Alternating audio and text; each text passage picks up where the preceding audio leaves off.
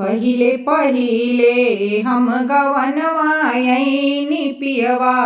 समुझावेले सजनवा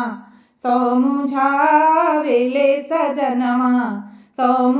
समुझावेले हो धनिया समुझी बुझिया घरी रही हो तयामा झगड़ाहिनी हाई अम्मा झगड़ाहिनी हाई हो मोरी धनिया समुझी बुझिया घरी रही हो तयामा झगड़ाहिनी हाई अम्मा झगड़ाहिनी हाई हो ढकनी भरल सासू आटा दिहली दियरी भर दाल दिहली ढकन तेल दिहली हो बहुआ रची रची पूड़ी आप कई खनिहार बड़ी ढेर बड़े खनिहार बड़ी ढेर बाड़े हो मोरी बहुआ रची रची पूड़ी आप कई खनिहार बड़ी ढेर बड़े खनिहार बड़ी ढेर बाड़े हो एही में सास ससुर बाड़े जे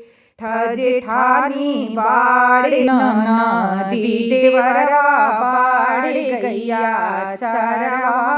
बाड़े कुकुरा बिलरिया बाड़े कुकुरा बिलरिया बाड़े हो बहुआ एही में सारा परिवार बूढ़ के बासी रखिया बूढ़ उके बासी रखी हो पकाई चुकाई जब तैयार भैली कठौता में पसारी देली कठौता में पसारी देली हो सासू बड़ा जोर से बथेला कपार हो परोसी के खियाई देहूँ परोसी के खियाई देहूँ सासू बड़ा जोर से बथेला कपार हो परोसी के खियाई दे तू परोसी के खियाई देहूँ की करी हो तू नाती हो कौन रम की बेटी हो कौन रम की बेटी हो बहुआ के करासी भैले तोर बियाह होत हम रोले चतुर अइलु हम रोले चतुर अइलु हो अपना बाबा की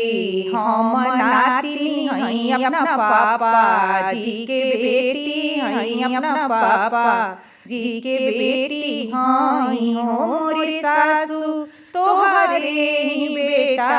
से बियाह भइले त रोले चतुर अइनी त रोले चतुर अइनी हो मोरी सासू तोहरे ही बेटा से बियाह भइले तोह रोले चतुर अइनी तोह